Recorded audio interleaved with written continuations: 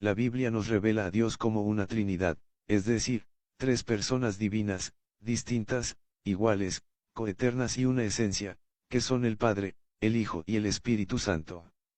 Esta es una definición incompleta ya que por más capacitada y santificada sea la mente humana, jamás podrá llegar a alcanzar la comprensión total de la Trinidad.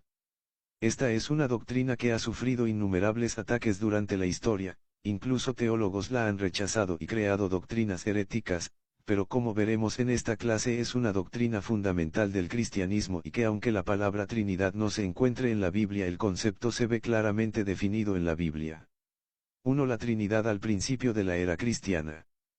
Para empezar este estudio voy a citar algunas de las palabras de los llamados padres apostólicos y ministros anteriores al Concilio de Nicea, 325 DC. Como padres apostólicos llamamos a la generación de ministros eminentes de la Iglesia que fueron discípulos de los primeros apóstoles y cumplieron su ministerio a la muerte de ellos. Muchas sectas tales como los Testigos de Jehová, el Camino Internacional, Cristadelfianos, entre otros, niegan la doctrina de la Trinidad y declaran que esta doctrina no fue mencionada sino hasta el siglo IV después del Concilio de Nicea. Veamos lo que dijeron estos primeros ministros de la Iglesia. Policarpo, 70 y 155 sobre 160. Obispo de Esmirna. Discípulo del apóstol Juan: Oh Señor Dios Todopoderoso, te bendigo y glorifico a través del eterno y divino sumo sacerdote Jesucristo, tu Hijo amado, por medio del cual sea gloria a ti, con él y el Espíritu Santo, ambos ahora y siempre. Número 14, Editorial Funk, pg 5.1040. Justino Mártir, 165. Fue un cristiano apologista y mártir. Para que en el nombre de Dios el Padre y Señor del universo y de nuestro Salvador Jesucristo y del Espíritu Santo, reciban entonces ellos, el lavamiento con agua. Primera a Paul, LXI. Ignacio de Antioquía, murió 98 diagonal 117. Obispo de Antioquía. Él escribió mucho en defensa del cristianismo. En Cristo Jesús nuestro Señor, por quien y con quien sea la gloria y el poder al Padre con el Espíritu Santo por siempre. Número 7, pg 5.988. También tenemos como médico al Señor nuestro Dios Jesús el Cristo, el unigénito Hijo y Palabra, antes de que el tiempo empezara, pero que después también se convirtió en hombre, de María la Virgen. Porque, la palabra fue hecha carne. Siendo incorpóreo, Él estaba en el cuerpo; siendo inmutable, Él estaba en un cuerpo adecuado; siendo inmortal, Él estaba en un cuerpo mortal; siendo vida, Él se convirtió sujeto a corrupción, para que pudiera liberar nuestras almas de la muerte y corrupción, y sanarlas, y poderlas restaurar hasta la salud, cuando éstas estaban enfermas con impiedades y lujurias malvadas. Alexander Roberts y James Donaldson, ediciones, Los Padres Anteriores a Nicea, Grand Rapids Hermans, 1975 RPT, volumen 1, p. 52, Efesios 7. Ireneo, 115-190. Siendo niño escuchó a Policarpo, el discípulo de Juan. Fue obispo de Lyons. La Iglesia, aunque dispersa a través de todo el mundo, aún hasta los fines de la tierra, ha recibido de los apóstoles y sus discípulos esta fe: un Dios, el Padre Todopoderoso, Creador del cielo, y tierra, y el mar, y todas las cosas que se encuentran en estos, y en un Cristo Jesús, el Hijo de Dios, el cual se encarnó para nuestra salvación, y en el Espíritu Santo, proclamado a través de los profetas, de las dispensaciones de Dios, y los advenimientos, y por el nacimiento de una virgen, y la pasión, y la resurrección de los muertos, y la ascensión en el cielo en la carne del amado Cristo Jesús, nuestro Señor, y su manifestación desde el cielo en la gloria del Padre, para reunir todas las cosas en uno, y para levantar de nuevo a toda carne de toda la raza humana, para que a Cristo Jesús, nuestro Señor, y Dios, y Salvador, y Rey, de acuerdo a la voluntad del Padre invisible, toda rodilla se doblará, de las cosas en el cielo, y las cosas en la tierra,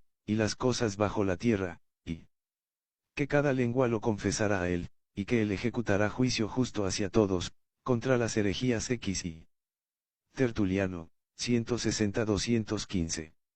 Apologista y teólogo africano. Escribió mucho en defensa del cristianismo. Identificamos que hay el Padre y el Hijo y tres con el Espíritu Santo, y este número es hecho por el modelo de salvación, el cual, trae acerca de la unidad en la Trinidad, interrelacionando los tres, el Padre, el Hijo, y el Espíritu Santo. Ellos son tres, no en dignidad, sino en grado, no en sustancia sino en forma, no en poder sino en clase. Ellos son de una sustancia y poder, debido a que hay un solo Dios de quien estos tres grados, formas y clases delegan en el nombre del Padre, el Hijo y el Espíritu Santo. Adibil. Prax.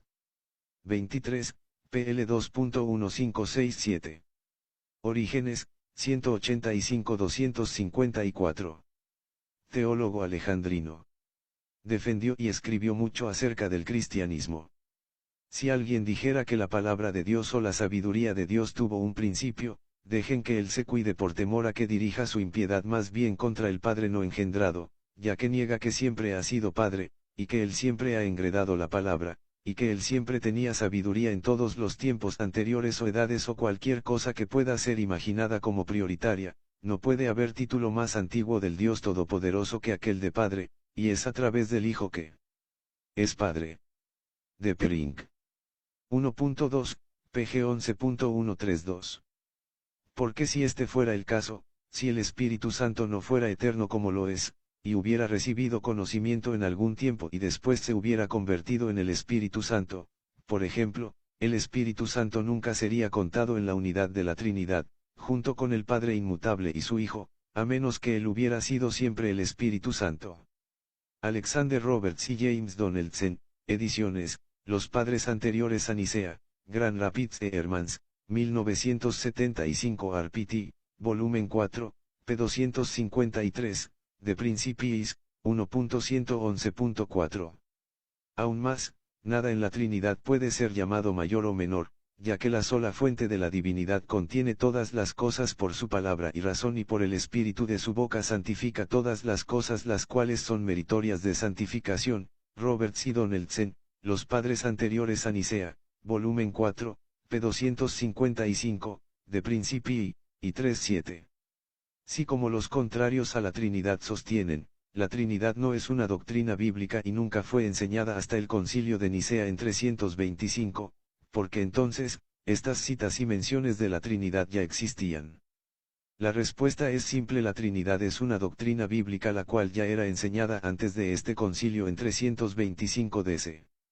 La Iglesia temprana creía en la Trinidad, como se evidencia de las citas anteriormente mencionadas, y no fue necesario hacerla oficial.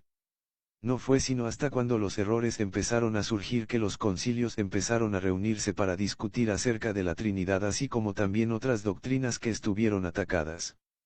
2. La doctrina de la Trinidad definida. La Biblia nos revela que la Trinidad se compone de tres personas divinas, iguales en poder y con absoluta unidad en sus acciones: Dios Padre, Dios Hijo y Dios Espíritu Santo. En el Antiguo Testamento. El Antiguo Testamento recalca la unidad de Dios en comparación con el politeísmo de las religiones paganas. En Deuteronomio 6:4 dice: Oye, Israel, Jehová nuestro Dios, Jehová uno es. A simple vista parece que este verso derrumba completamente la doctrina de la Trinidad, pero si examinamos lo que dice el pasaje en hebreo nos llevaremos una sorpresa. La palabra uno viene de la hebrea ejad. Esta misma palabra la vemos en Génesis 11:6: y dijo Jehová, y aquí el pueblo es uno, y todos estos tienen un solo lenguaje, y han comenzado la obra, y nada les hará desistir ahora de lo que han pensado hacer. El hecho de que el pueblo fuese uno no significa que fuese uno solo, pero sí una unidad formada de varios miembros. Entonces la palabra uno aquí nos habla de una unidad compuesta. El término Elohim, por otra parte, es una palabra plural que significa dioses, así que una traducción literal de este verso es: nuestros dioses es Jehová, una unión. Este pasaje en realidad nos habla de una pluralidad en Dios. Los diversos nombres de Dios indican una pluralidad de personas. En Génesis 1:1 la palabra Dios es Elohim. Esta palabra es usada más de 2700 veces en el Antiguo Testamento y tiene una connotación doble: es un sustantivo compuesto de singular y plural al mismo tiempo, que significa literalmente dioses. También podemos ver varios versos en los que se habla de Dios en plural. Génesis 1:26. 26 Entonces dijo Dios: hagamos al hombre a nuestra imagen, conforme a nuestra semejanza, y señoree en los peces del